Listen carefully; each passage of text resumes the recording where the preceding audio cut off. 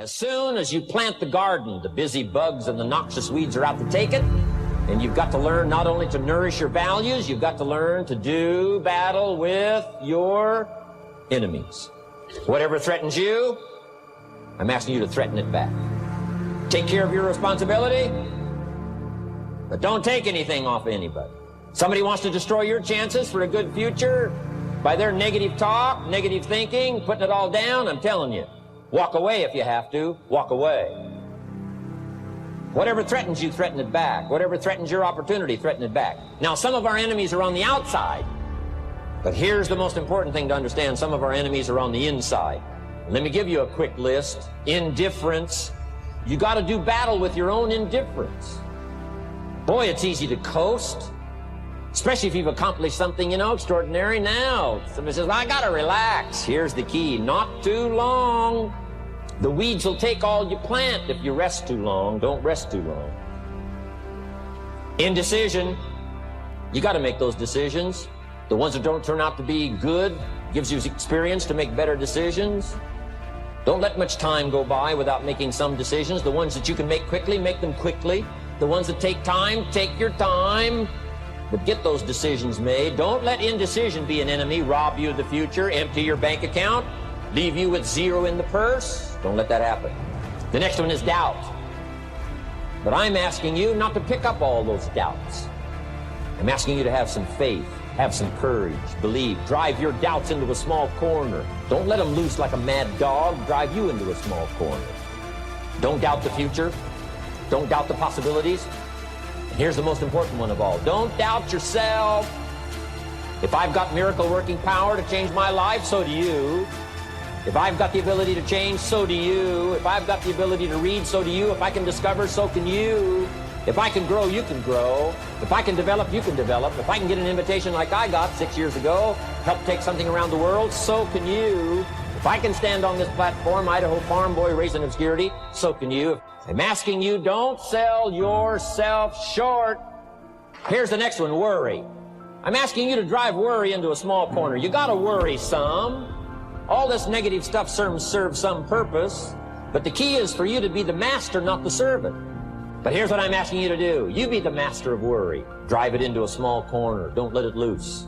And I'm asking you to go home with some new faith and some new courage. I'm asking you, don't worry. Drive it into a small corner. We've all got concerns, and sometimes we all wonder, and sometimes there's a little crack of doubt. We worry a little, but I'm telling you, drive it into a small corner. Drive your worries into a small corner.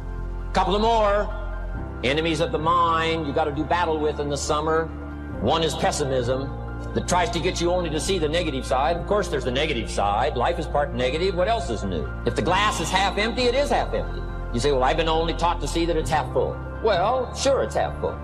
But it's also half empty. I mean, can't you handle that? I mean, that's not too difficult. But here's what pessimism would try to get you to do. Believe that it's only half empty. And when pessimism comes to your mind, you've got to educate pessimism, because pessimism is stupid. Learn from your own experience, right?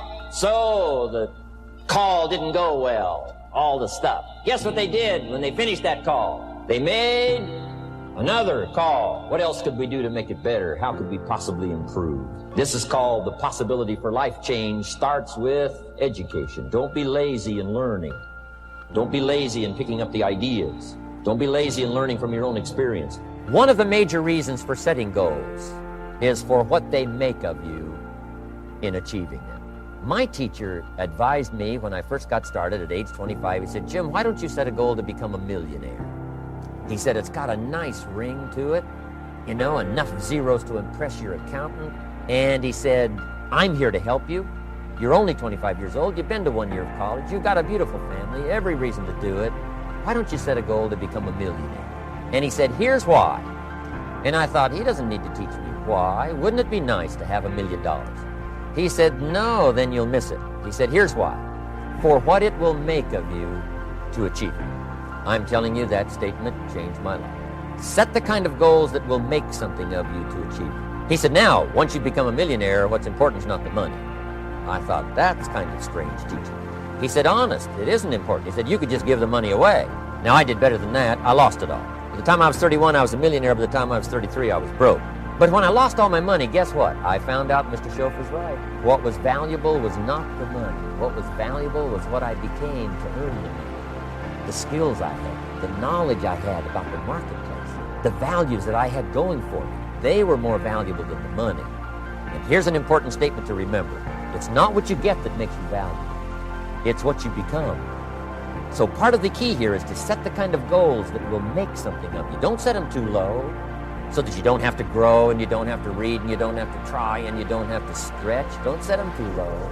And then don't sell out. Don't go for something that's going to cost you your virtue or cost you your values or sell out your principles. There's a good middle road here to follow. Goals that will inspire, goals that will help you grow, change, develop, and become better than you are. The power of extraordinary performance and demanding of yourself excellent results. This is so important. If you want to live extraordinary, you must do extraordinary.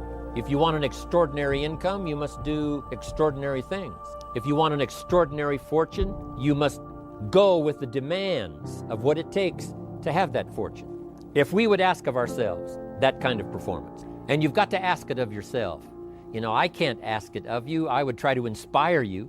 I would try my best to share with you what it might taste like, what it's like to finally make your fortune. It happened for me. But here's what you must do. You must demand it of yourself. Society does not demand that you not have a heart attack. But if you want to escape having a heart attack, you must demand it of yourself. Society doesn't demand that you prove your health. You have to demand it of yourself. Society doesn't demand that you jog around the block every morning. But if you want good health, you must demand it of yourself. Society doesn't demand that you read a couple of books a week and improve your intelligence and your knowledge. That you must demand of yourself. Society does not demand that you build a financial wall around your family nothing can get through. That's not a demand of society. But you must demand it. If you wish it, you must demand it of yourself. Society doesn't demand that you learn a list of 10 skills in order to ensure your own future and the future of your family. Society doesn't demand it, doesn't require it. It is not a law. But if you want the benefit, you must demand it of yourself. If there's some things you've been postponing, some decisions you have just, haven't gotten to, I would ask you to just, take out your journal and just go through, what have I been postponing? It's not going to be better for my health. It's not going to be better for my future. It's not going to enhance my finances. Maybe a problem needs to be solved. I got to decide when I'm going to do it and how I'm going to proceed. I need to get to it. I promise you, if you'll go through some of that list and start making those decisions, your inspiration will start to flow, and those could be very critically important, exciting days. Indecision is the thief of opportunity. Indecision means the door is still closed. Indecision means the opportunity waits. Indecision means what could be is postponed or may never be. Those are all the penalties of indecision. And sometimes we can't make a snap judgment. We can't decide immediately on something so important. But after a while, we must understand sometimes the heavy penalty of putting off our decision making. So, one source of inspiration, deciding. Where does self-confidence come from? And this is the best advice I can give you on that. Not neglecting, first of all, the small daily disciplines. Self-confidence really comes from feeling good about yourself. And one of the best ways to feel good about yourself is at the end of the day to know that you poured it on. You did your best. If you conducted a meeting, you did the best you could. If you made a phone call, it was the best phone call you could possibly make. If you wrote a letter, it wasn't a casual letter, it was your best letter. At the end of those kind of days, when you feel good about yourself, self-confidence starts to rise. You know that if you can have this kind of a good day, you can have another one the next day, and those days become the weeks become the months, and the month becomes a powerful year. Self-confidence comes from the lack of neglect. If you will not neglect to do the small daily disciplines, that's where self-confidence comes from. Part of good health is self-confidence. I know I'm going to be healthy. I eat the apple a day. I walk around the block. I do the jogging on the beach. At the end of the day, when you've really poured it on and you've done all the stuff, self-confidence grows. That self-confidence affects your health. It affects your future. It affects your psyche. So this is true. One of the great powers is self-confidence. Self-confidence means willingness to do whatever it takes to achieve. Some people say, well, I'll do it for a little while and see what happens. You know, I'll try a couple of things. If that doesn't work, I'm out of here. And all of us know that that kind of person doesn't have much of a future. But if you're willing to do whatever it takes, if I have to learn a couple of things, I will learn those things. If I got to learn 5 or 6 things, I'll learn all 6. If I have to take an extra class, I'll take an extra class. If I've got to read the books, I'll read the books. If I have to consult with people who know more than I know, I will do the necessary consulting. Whatever it takes, I will do. That starts to develop unbelievable self-confidence. Self-confidence also comes from the ability to rise above your circumstances, to rise above what happens, the petty little things, the discouraging things that would sink everyone else's ship except yours, that would cause someone else to quit early in the day, but you keep going. That kind of willingness to overcome all circumstances, whether it's the little challenges or the big challenges. If you're willing to do that, I promise you, this kind of power will work for you, and in you, the variable, it'll make a difference. Somebody once said, if you took all the money in the world, divided it up equally among everybody, it would soon all be back in the same pockets. Incredible. Success is something you attract, not something you pursue. Success is looking for a good place to stay. So instead of going after it, you work on yourself. Personal development. See, the major question to ask on the job is not what are you getting. The major question to ask on the job is what are you becoming? See, the big question is not what am I getting paid here. The big question is what am I becoming here? Because true happiness is not contained in what you get. Happiness is contained in what you become. Of all the assignments Mr. Schoaf gave me at age 25, this was probably the most difficult. In fact, I'm still working on this one. I think it's an unending challenge to see what you can become. The major key to your better future is you. For a big share of my life now, I didn't have this one quite figured out. Among a lot of things I didn't have quite figured out. Many things used to puzzle me back in those early days. I used to wonder why 2 people could work for the same company, one make twice as much money. Now see, that used to puzzle me. And maybe they were the same age, graduated from the same school, live in the same community, work for the same company, with the same products and the same services. They've got the same traffic, the same problems, and one makes $1,000 a month, the other one makes $2,000 a month. Now that was my puzzling question. Why would this long list be the same and the money twice as much? I asked, what's the difference between $1,000 a month and $2,000 a month? And I don't mean $1,000 a month, right? I could figure that out. But what makes the difference? Why would one person do twice as well, 3 times as well? Speaking economically. Now, I know there's more than one way to do well. I understand that. But in this little narrow area called compensation, what's the difference? Well, back then, with my faulty thinking, I'm trying to reason it out. I thought, well, maybe time makes some of the difference, right? Some people do better because they have more time. I used to say, Harold ought to be able to do well. He's got a lot of time. If I had all of Harold's time, I could do well. Now, that's got to be dumb, right? Number one, you can't get somebody else's time. A guy says to me one time, he says, you know, if I had some extra time, I could make some extra money. I said, then forget it. There isn't any extra time. Hey, when the clock strikes 12 midnight, that about wraps it up, right? I mean, you can look around the gongs there for a little more, but it's over.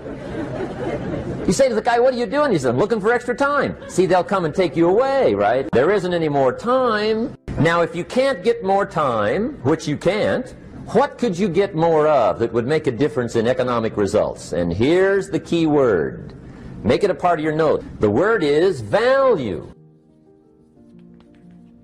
And I have a little phrase for your notes. Value makes the difference in results. Value makes the difference. You can't get more time, but you can create more value. Now here's the first lesson of economics. Everybody should learn it from the time they're old enough to understand what a dollar means. How to earn one, how to get one, how to keep one, what to do with it. First lesson of economics. We primarily get paid for value. That's lesson one. Bringing value to the marketplace, that's how you get paid. You don't get paid for the time. I know it takes time to bring value to the marketplace, but you get paid for the value, not the time. Now, since that's true, here's one of the key questions of the evening. Is it possible to become twice as valuable at the marketplace and make twice as much money in the same time? Could you become 3 times as valuable? Make 3 times as much money in the same time? Is that possible? The answer is yes, if. And it's always if, right? Life is known as the big if. Harry Truman once said, life is iffy. How true. And here's the big if we're going to consider it tonight. It's possible to do much better at the marketplace if you go to work primarily on yourself. Learning to work primarily on yourself. People have asked me for the last 24 years, how do you develop an above-average income? And the answer is, become an above-average person. Develop an above-average handshake. Some people want to be successful, they don't even work on their handshake. As easy as that would be to start on. They let it slide, they don't understand.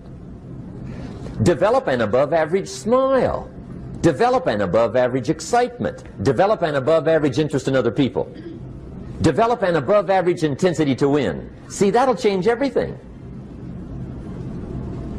Probably one of the most frustrating experiences in life is looking for an above-average job with above-average pay without becoming an above-average person. It's called frustration. And Mr. Schoaf gave me probably the greatest clue he gave me when I first met him. He said, Jim, if you want to be wealthy and happy the rest of your life, just learn this lesson well. He said, learn to work harder on yourself than you do on your job. Then Mr. Schoaf gave me probably one of the most important clues among so many things he taught me, but this was in those early days. Mr. Schoaf was very kind, but he was also very abrupt, and he had these interesting questions to ask. I'm giving him a little rundown one day on how things hadn't worked out for me. He said, Mr. Rohn, I've got the answer for you if you will listen carefully. And listen carefully I did that day and for the next 5 years. If somebody's wealthy and happy, you gotta listen. He said, Jim, I've only known you a short time, but he said, it's already my honest opinion that for things to change for you, you've got to change. That wasn't quite the answer I was looking for. But that's the answer he gave me, and I pass it along to you. For things to change for you, you've got to change. Otherwise, it isn't going to change. Before I met Mr. Schoaf, I used to say, I sure hope things will change. Right? That seemed to be my only hope. If it isn't going to change, I'm in serious trouble. And then I discovered it isn't going to change, so I'm in serious trouble.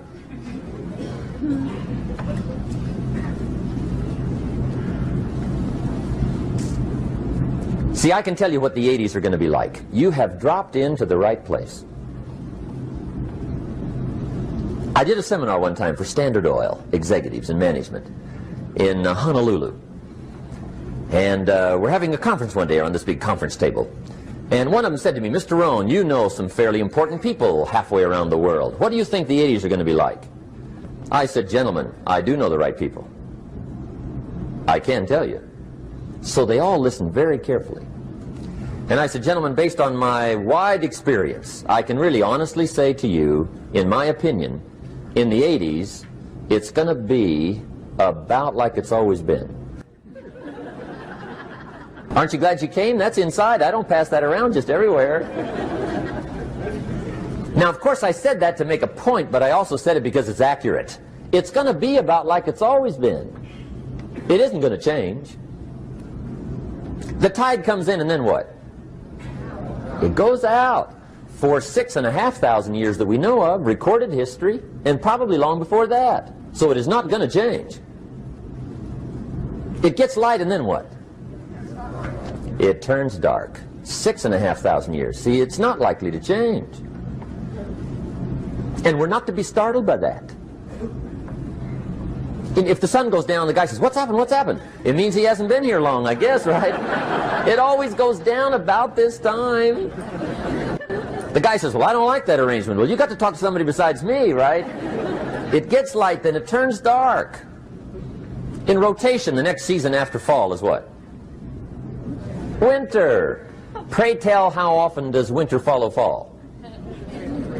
Every year regularly for the last 6,500 that we know of. See, it is not going to change. Now, some winters are long, and some are short, and some are hard, and some are easy, but they always come right after falls. It isn't going to change. Sometimes you can figure it out, sometimes there's no way to figure it out. Sometimes it goes well, sometimes it gets in a knot. Sometimes it sails along, sometimes it gets in reverse. See, that's not going to change. The last 6,000 years reads like this: opportunity mixed with difficulty. That's how it reads. It isn't going to change. The man says, "Well, if it isn't going to change, how will my life ever change?" Answer: when you change. And whether I'm talking to high school kids or business executives, my message is always the same. And it goes like this: the only way it gets better for you is when you get better. Life seemingly does not wish to waste success on the unprepared. Life says, "Why waste a fortune on this person? They're not prepared to do the right things with it. They're not prepared to use it wisely." If a fortune was bestowed upon this unprepared person, it would probably be wasted. The people that could have been touched won't be touched. What could have been done won't be done, because this fortune will have been wasted on the unprepared person. So not only look for fortune, not only look for the promise, but prepare yourself and ask of yourself, what can I do to make myself ready?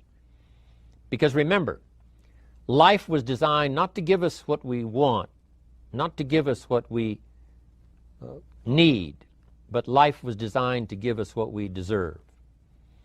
Every value in life must be paid for, and those that pay are the ones that get it.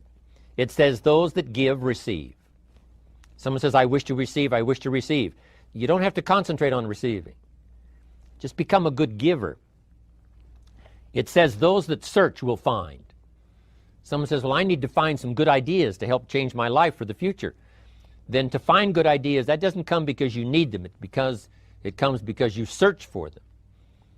If you want good ideas, you got to go after them. You got to go to the class, you got to go to the workshop, you got to go to the training, go to the book, right? You got to go to the journal, right? Go where good ideas are being taught. Go searching, go looking, because good ideas are not going to be wasted on those that are not seeking, searching, well prepared.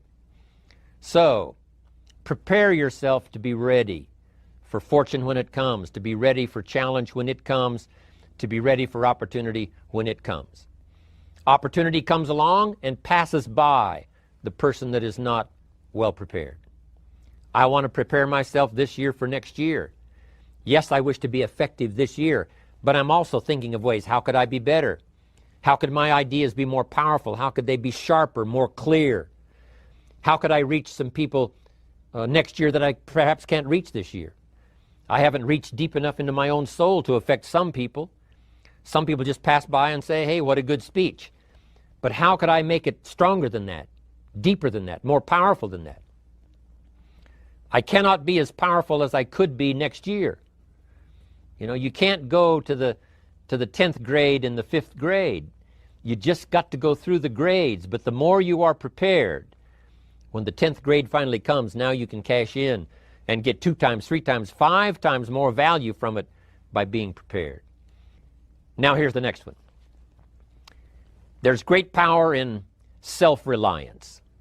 Self-reliance means you simply look mostly to yourself. It would be nice if someone just gave you this, gave you this, gave you this. It would be nice if everyone did their job exactly as they're supposed to do it. But here's what you've got to do. Primarily rely on yourself. Primarily say, I'm the person responsible. And I will learn the necessary skills so that I can help people learn their skills. If I need lots of people to do certain things to build my organization, that is what I must have. But I've got to be the final backstop. I've got to be the final one that people can rely on. So that if this is missed and this is missed, I can catch up. I can fill the gap. I can do the job. We have to do it when we conduct meetings. We have to do it when we conduct training. We have to do it when we're in a class of just a few. What someone might have missed, we're there to fill in. Self-reliance. Primarily, we're learning to count on yourself. So that you can do this, never complain and never explain. Here's the next key power, and that's image. There's many parts to image. The image that others see you as, the image you have with other people. And it's very important how other people see you. If they don't see you as a leader, chances are they won't pay attention. If they don't see you as being in control, chances are they won't have the trust. If they don't see you as knowing where you're going, what you want to accomplish, they probably won't follow. But if people can see you, if you have the image of someone that's in charge, in control of your life, your future, your destiny, in control of the situation, if they see that, that kind of image is powerful. It helps to win the day. It attracts other people. People want to be around people that are in control, that are powerful, but they know how to use their power, influential, but they know how to use their influence. That kind of image is important. But here's a very important image, and that is your image of yourself. The way you dress, the way you talk, the way you think, your capacity for learning, all of that is an important image that you have of yourself. The image that you have that if it needs to be learned, you could learn it. If there's a book that needs to be mastered, you could master it. If there's a skill that needs to be learned, why couldn't you get busy now and learn that skill? That kind of self-image, that I am continually trying my best to be the best I can. Because one of the most important places you have to look is into the future, yes. You got to look into the past, yes. You've got to look around, yes. But one of the most important places you have to look is in the mirror. You know, how I appear to other people, that's important. But how I appear to myself is the ultimate importance. That kind of image, to where you'll develop the self-confidence, you'll develop the self-reliance. Now here's another one. The next word is character. Becoming a person of high values, a person of principles, a person of honesty, a person that earns respect. That kind of character. So this is important to develop the character within yourself, that people see you as honest, as fair, willing to do the right thing, willing to be helpful, but always willing to walk the center line, not to pass the line. Now here's another one. It's called self-discipline. Self-discipline, all of us have a challenge with that. Because sometimes it's easy, and especially if you're working hard, doing the best you can, it's easy sometimes to let up and let it go. Philosophy, as I taught the last time I was here, philosophy, in my personal opinion, is the major determining factor in how your life works out. Philosophy, the major determining factor in how your life works out. Philosophy. To form our philosophy, you got to think, you got to use your mind, you got to process ideas. This whole process over a lifetime, starting way back here when we were children, schools that we've attended, our parents, our experiences, all this stuff that we've processed by the thinking process helps to develop our philosophy. And in my opinion, each person's personal philosophy is the major factor in how your life works out. Here's what's exciting about each person's personal philosophy. That's what makes us different than dogs and animals, and birds, and cats and spiders and alligators. That's what makes us different than all of the life forms. The ability to think, the ability to use your mind, the ability to process ideas, and not just operate by instinct. In the winter, I'm telling you, the goose can only fly south. What if south doesn't look too good? Tough luck. It can only fly south. But see, human beings are not like a goose. It can only fly south. I mean, you can turn around, go north, you can go east, you can go west, you can order the entire process of your own life. And we do that by the way we think. We do that by exercising our mind. We do that by processing ideas and come up with a better philosophy, a better strategy for our life, goals for the future, okay? Plans to achieve those goals. All this comes from developing our philosophy. Philosophy helps us to process what's available. Well, when we get here, we got seed, and we got soil, and we got some rain, and we've got some what? Sunshine, and we've got some seasons, and what? The miracle of life. Now, the key is, what do you do with all this stuff?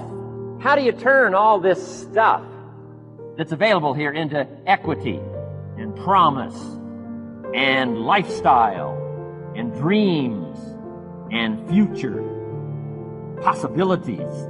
All of this that's possible now with human beings, how do you take all this stuff and turn it into this equities and values? Well, it starts with philosophy. What is the seed? What is the soil? What is the sunshine? What is the rain? Is it possible to take some of each of all the stuff that's available and turn it into food and turn it into value and turn it into nourishment, turn it into something spectacular and unique that no other life form can do? And the answer is yes. But you cannot deal with all this stuff and what to do with it unless you start refining your philosophy. Think, use your mind, come up with ideas, and strengthen your philosophy. So the seed and the soil and the rain and the sunshine, this is called, the economy and the banks and the money and the schools and everything that's available out there, processing information, what to do with all that, and turn it into equity and value. That is the major challenge of life, my personal opinion. So each person's personal philosophy now is going to determine what you're going to do with seed and soil and sunshine and rain and miracle, the change of season. Activity. This is the work part, the labor part, taking action. The activity is the miracle working piece. Miracle being something we don't quite understand how it works. Doesn't mean it doesn't work. It means we just don't quite understand how it works. Miracles work. Turning wisdom from your philosophy and inspiration, strengthening of attitude, faith, courage, commitment, all this stuff that comes from attitude. If you're willing to take these two qualities, philosophy and attitude, and invest it into activity, you can have a miracle. Anything short of that, no miracle. Wisdom doesn't perform a miracle. Attitude doesn't perform a miracle. The only thing that performs a miracle of increase called equity is called putting wisdom and attitude into discipline, into labor. This labor now can perform a miracle. And here's the two parts to the labor. One, do what you can. Number two, do the best you can. Can't give you better advice than that. Number one, do what you can. You just got to go home and make a list after today. And here's the question to ask as you make this personal list. What am I not doing that would be easy to do, that could greatly change my health, my wealth? What am I not doing I'm neglecting that would be easy to do? Let's go home and answer that question personally. You don't have to put the answers on a public bulletin board. This is just all personal stuff. Errors in judgment, disaster. A few simple disciplines, wealth beyond imagination. And if you'll pick up the activity part, the miracle working part, plant the seed part, take care of your part. The soil will take care of its part. The seed will take care of its part. Seasons will take care of their part. The miracle will take care of its part. If you'll take care of your part, called putting it into activity, action. Works miracles, results. Every once in a while, you got to take a measure, see how you're doing with these three pieces: philosophy, attitude, activity. Now we take a measure called results. What is the results at the end of the day, the results at the end of the week? You can't let too much time go by without checking. Time goes by. 6 years I'd been out there working when I met my teacher, Mr. Schultz. Schultz said, well, Mr. Rohn, let's just go through a little summary here. He said, in the last 6 years, how much money have you saved and invested? Let's go through a little tab list here. How much money have you saved and invested the last 6 years? I said, what? 0. He said, you have messed up. He said, how many books have you read in the last 90 days? I said, what? 0. Wisdom of the world available? Change your life, change your future? Wisdom of the world available, develop any skill you want, earn the kind of income you want, have all the treasures you want, equities you want, relationship with your family that you want, everything that you want available, and the wisdom of the world to help you get it haven't read any books in the last 90 days. My teacher said, Mr. Rohn, you have messed up. I'm telling you, you've got the deal. Schultz said, Mr. Rohn, in the last 6 months, how many classes have you taken to improve your skills or to develop new skills? How many classes have you taken in the last 6 months? I said, how many? 0. He said, you have messed up. He said, you don't need to unmess the country. You don't need to straighten out the perplexed. You don't need to straighten out any of this stuff. All you've got to do is look within and let results teach you a great deal about your own activity, your own attitude, and your own philosophy. I went through that process.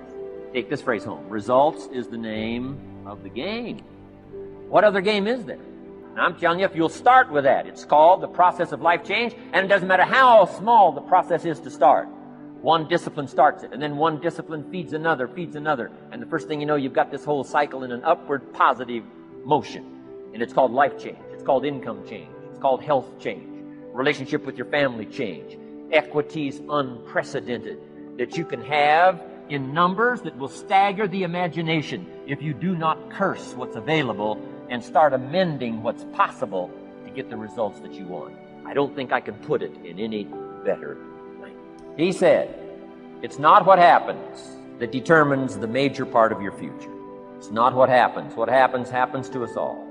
He said, the key is what you do about it. It's not what happens, it's what you do about it. And he said, if you will start that process of change, do something different the next 90 days than you did the last 90 days, like picking up the books to read. Do something different, like the new health disciplines, relationship with your family, whatever it is, doesn't matter how small it is. If you'll start doing different things with the same circumstances, since we cannot change the circumstances, but we can change ourselves. We can change what we do. Then he gave me another secret to success when he said, what you have at the moment, Mr. Rohn, you've attracted by the person you've become. What you have at the moment, you've attracted by the person you've become. Few little simple principles here. Once you understand these, it starts to explain so much. Now, sometimes it's a little tough to take, blaming yourself instead of the marketplace, taking responsibility instead of putting it off on someone else. That transition sometimes is a challenging mission. And this one was a little tough for me. He said, Mr. Rohn, you've got pennies in your pocket, you've got nothing in the bank, the creditors are calling, you're behind on your promises. He says, here's how that occurs. You've attracted, up until now, you've attracted the things to you because of the person you've become. Now I said, well, how can I change all that? He said, very simple. If you will change, everything will change for you. You don't have to change what's outside. All you've got to change is what's inside. To have more, you simply have to become more. And then he said, don't wish it was easier. Wish you were better. Don't wish for less problems. Wish for more skills. Start working on yourself, making these personal changes. And he said, it'll all change for you. Develop these 5 abilities as part of your personal development quest. I call them the 5 abilities. Here's the first one. Develop the ability to absorb. The ability to soak it up like you're doing today. Be like a sponge. Don't miss anything. And not just the words. It's true, don't miss the words, but don't miss the atmosphere. Don't miss the color. Don't miss the scenario. Don't miss what's going on. Most people are just trying to get through the day. Here's what I want you to be committed to do. Learn to get from the day. Don't just get through it, get from it. Learn from it. Let the day teach you.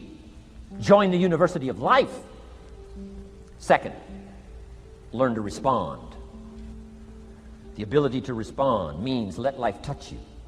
Don't let it kill you, but let it touch you. Let sad things make you sad. Let happy things make you happy. I'm telling you, give in to the emotion. Let the emotion strike you, not just the words, not just the image. Let the feeling strike you. Let the emotion strike you. Here's what's important. Our emotions need to be as educated as our intellect. Our emotions need to be educated as well as our intellect. It's important to know how to feel. It's important to know how to respond. It's important to let life in, let it touch you. We've covered the first 2 abilities in the personal development quest. One is the ability to absorb, don't miss anything, pay attention. Good watchword for the 90s, pay attention. Things are moving so fast these days, you got to pay attention, pick it up, soak up the colors, soak up the sounds, soak up what's going on. Second, respond. Let life touch you. Let the emotions affect you as well as the sights. Now here's the third ability. Develop the ability to reflect. Reflect means go back over. Study it again. Go back over these notes that you're taking today. Go back through the cassettes one more time. Read the text one more time. But there's more to it than that. Go back over your day. Take a few hours at the end of the week. Call time to reflect. Go back over your day timer. Go back over your calendar. Go back over your appointment book. Where did you go and who did you see and how did it feel and what went on? Capture that week. A week is a pretty good chunk of time. Next, take half a day at the end of the month. Call time to reflect. And do the same thing again. Go back over what you read. Go back over what you heard. Go back over what you saw. Go back over the feelings to capture it so that it serves you.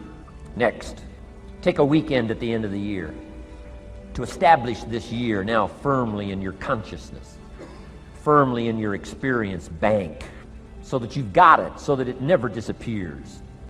Good ability to acquire, the ability to reflect. Go back over. Remember. Remember. Remember. It's so valuable to be able to remember the thought, remember the idea, remember the experience, remember the occasion, remember the day, remember the weather, remember the emotion, remember the complexity, remember the highs, remember the lows. So valuable at the end of the day. Lock that day in. Lock the month in. Lock the week in. Lock the year in. Old Testament says a unique scenario unfolded according to the law, and that was they worked 9 years, and the 10th year was a sabbatical. The 10th year, work 9, take the 10th year, and not just to relax, not just to replenish, not maybe just to get physically in shape. Change of pace, we call it in the modern society, but not just for that.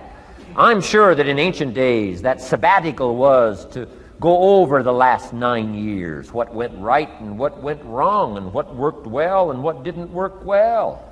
And how did you grow, and how did you learn, and how did you change, and what have you got now after 9 years that you didn't have at the beginning of the 9 years?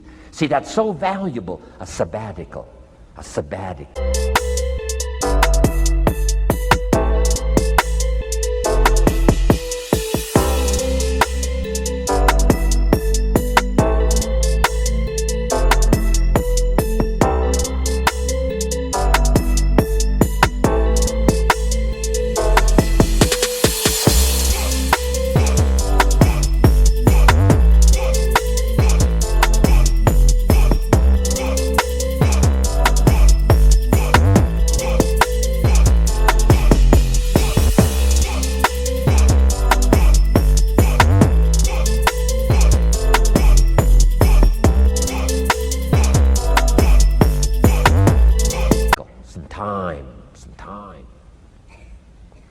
There's also something to be said for solitude when you reflect.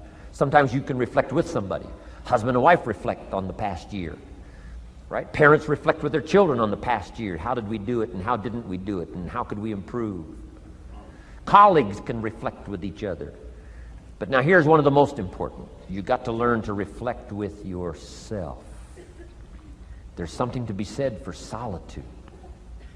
There's something to be said for taking those occasions to shut out the world and shut out everything else for a while, Now here's why it's important to reflect.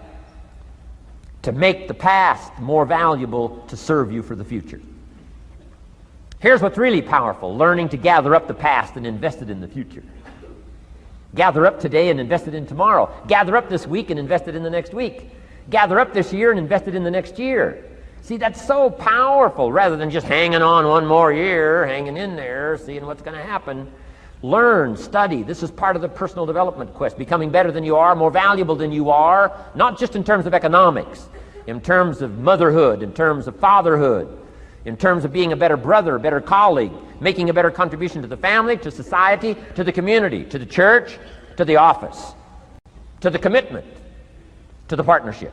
Doesn't matter what it is that has value.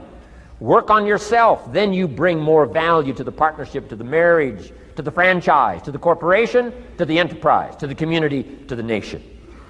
Self-development, personal development. The best contribution you can make to someone else is self-development, not self-sacrifice. Self-sacrifice only earns contempt. Self-development earns respect. Here's number 4, develop the ability to act. Take action. Not hasty if it isn't required, but don't lose much time. Here's the time to act. When the idea is hot and the emotion is strong. That's the time to act. You say, Mr. Rohn, I'd like to have a library like yours. See, if you feel strong about that, what you got to do is get the first book and then get the second book. Before the feeling passes and before the idea gets dim, action pronto, action immediate, action as soon as possible. Because if you don't, here's what happens. We call it the Law of Diminishing Intent. We intend to when the idea strikes us. We intend to when the emotion is high. But now if you don't translate that into action fairly soon, now the intent starts to diminish. And a month from now it's cold. A year from now, can't be found. So act. Set up a discipline when the emotions are high and the idea is strong and clear and powerful. That's the time to set up the discipline. Somebody talks about good health and you're stirred. Says, right, I need to get a book on nutrition. Get the book before the idea passes and before the emotion gets cold. Go for the book. Start the library. Start the process. Fall on the floor. Do some push-ups. Action. Got to take action. Otherwise, the wisdom is wasted. Otherwise, the emotion soon passes. Unless you put it into a disciplined activity. Capture it. Disciplines is called how to capture the emotion and how to capture the wisdom and translate it into equity. Disciplines. Now, here's the last ability. Develop the ability to share. Pass along to someone else. If you've picked up a good idea today, pass it along. Don't let it stay. Pass it along. A book, if you take one of these little books I've suggested home and it affects you, pass along. Say, hey, I found a book, really helped me. I found a book, got me thinking. I found a book, changed my health. I found a book, got me inspired. Pass it along, pass it along, pass it along. Here's what's exciting about sharing. If you share with 10 different people, they get to hear it once, you get to hear it 10 times. So it's probably going to do more for you than it is for them. But it's called what? Everybody wins. When somebody shares, everybody wins. Share your ideas, share your experiences, share your knowledge. You can have just as much pleasure as I do. I said, giving this seminar, this is one of my joys in life. Give a seminar like this, make the best investment I can of words and spirit and heart and soul and time, energy. I don't have to work this hard. But I gladly work this hard. Why?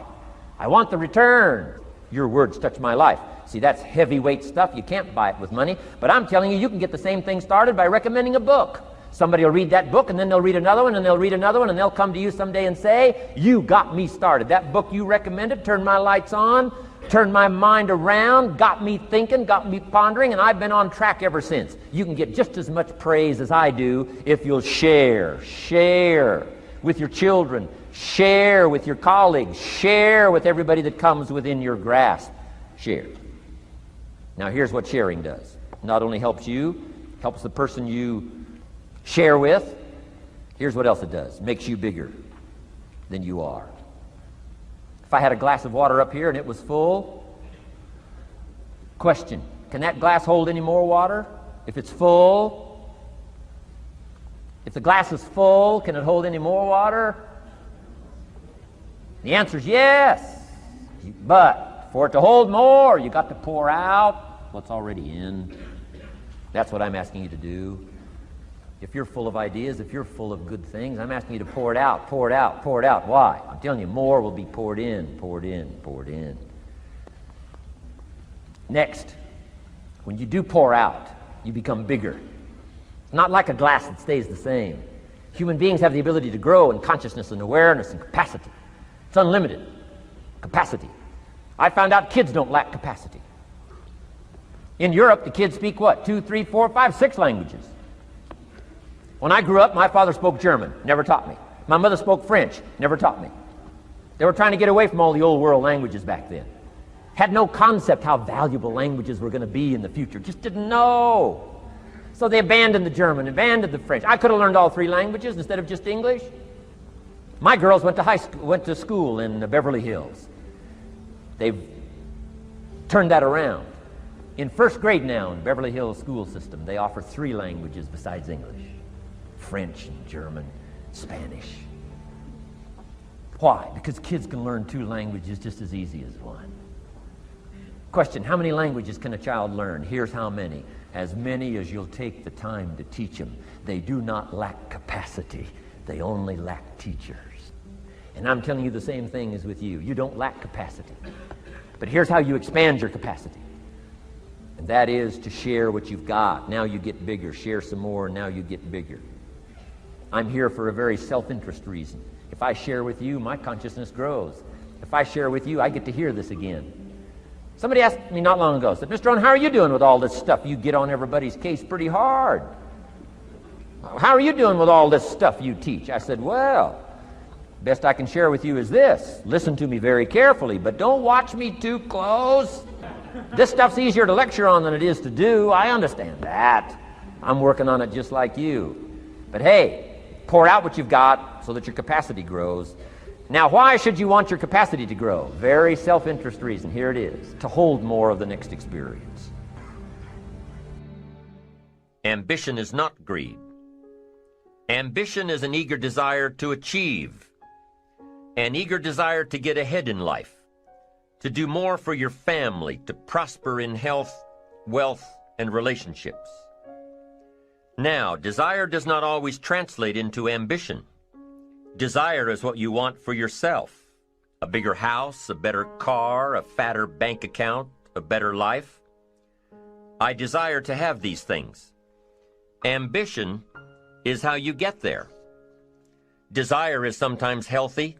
Desire is sometimes unhealthy. Desire might say, I want the tallest building in town. The destructive side of desire might urge you to tear all of the other buildings down. I guess that's one way to do it. You might get away with tearing down the first one and maybe the second one. But in your desire to tear them all down, sooner or later, some guy is going to be standing out in front of his building saying, I'm on to you. Get out of here.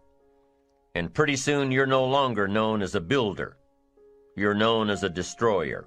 Now, the second way to have the tallest building in town is to see it, dream it, and plan it, and put your team on it, work on it. Go through all of the steps to get there. Do it right. Have the ambition to be the owner of the tallest building in town. And go through all of the right steps to get there. If you really want it, and have the skills to do it, and the patience to weather all of the storms, your ambition will lead you there. Having the ambition to do what it takes to get you where you want to go is good. Ambition is creative and constructive. Ambition is an expression. It's something inside of you want to express in a positive way. I'm sure you have dreams of accomplishing great things. Are you ambitious enough to realize these dreams? Are your dreams strong enough to pull you toward your future? Are they vivid enough to see the end result now? Are they worthy of doing until you get there? What are your reasons for creating these dreams? Reasons vary from person to person. I bet if you did a little soul searching, you could come up with a fairly strong list. The list of reasons. Why is it so important to achieve these dreams? What are you trying to express? These reasons for accomplishing great things are different for everybody. There are personal reasons, sometimes uniquely personal reasons. Some people do well for the recognition. Some people do well because of the way it makes them feel. They love the feeling of being a winner, and that is one of the best reasons. Once in a while I hear someone say, if I had $1 million, I'd never work another day in my life. Hey, that's probably why the good Lord sees to it that he doesn't get his million, because he would just quit.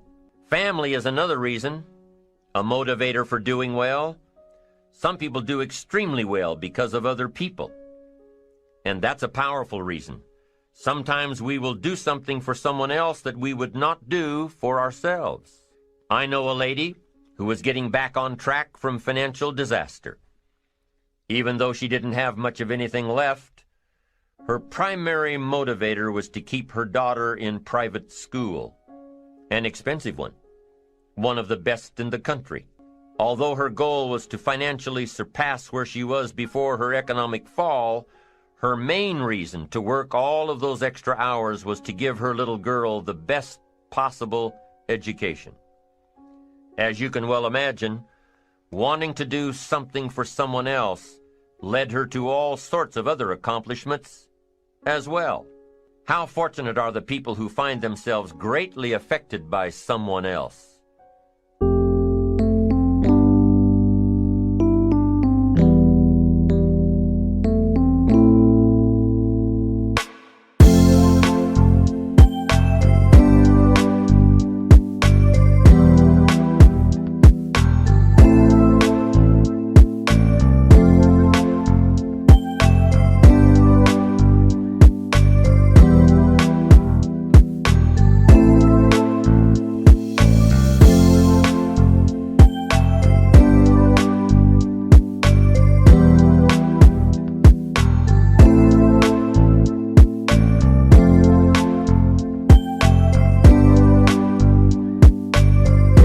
It's powerful.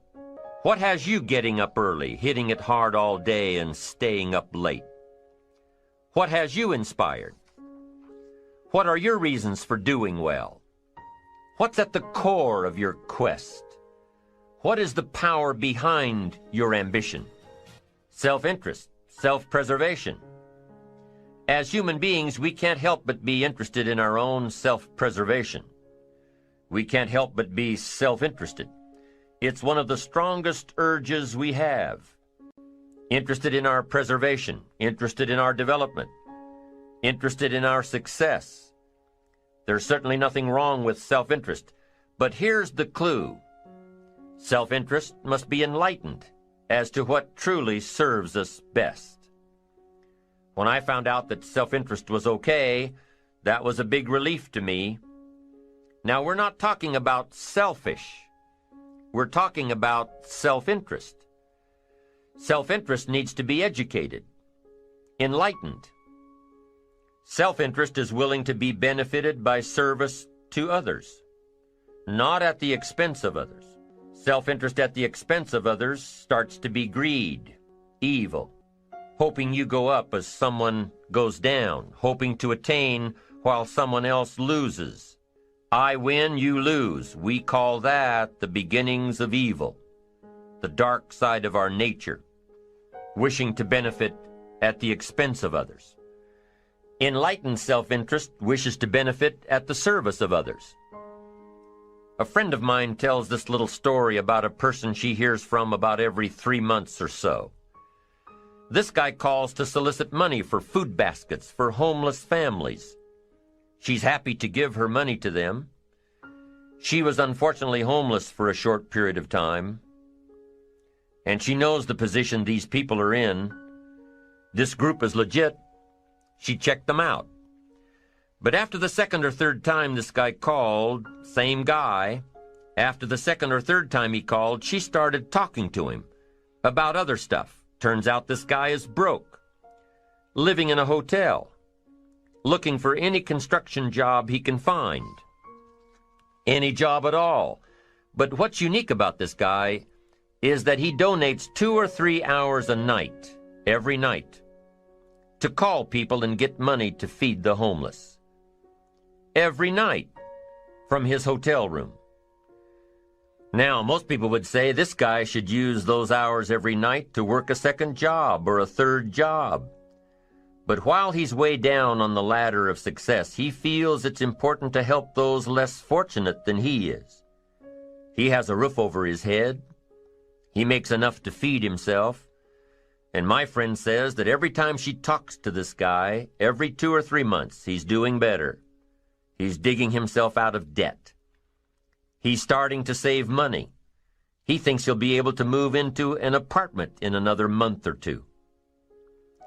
Now, recently an interesting thing happened. My friend was talking with an associate of hers. She's single, lives in a big house, needs to find a handyman to help her out on a regular basis, someone who can build an addition onto her house.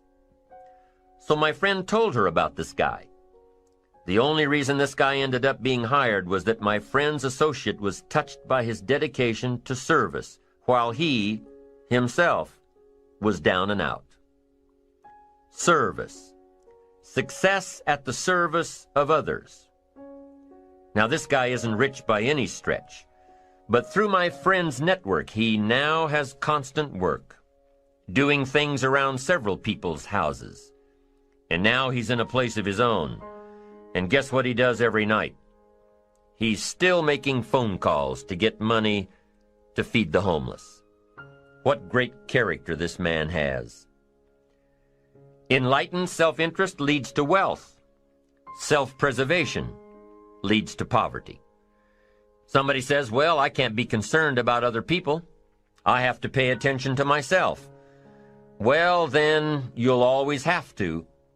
Somebody says, I can't be concerned about other people's bills. I've got enough worries trying to pay my own. Well, then you'll have to worry about them for the rest of your life. The best way to get that monkey off your back is to turn your attention around. Once I understood some of this stuff, I'm telling you, it revolutionized my whole life. Now, self-interest is okay, yes, but here's what self-interest must be if you truly want to be happy. It must be enlightened. It says, don't keep your attention on yourself if you want your life to work out well. Turn your attention to others. In your own self-interest, be enlightened. Truly act in your own self-interest by making an investment in service to others. Next, if you wish to receive, now there's nothing wrong with wishing to receive. It's part of self-interest. But here's the enlightened part. If you wish to receive, you must give.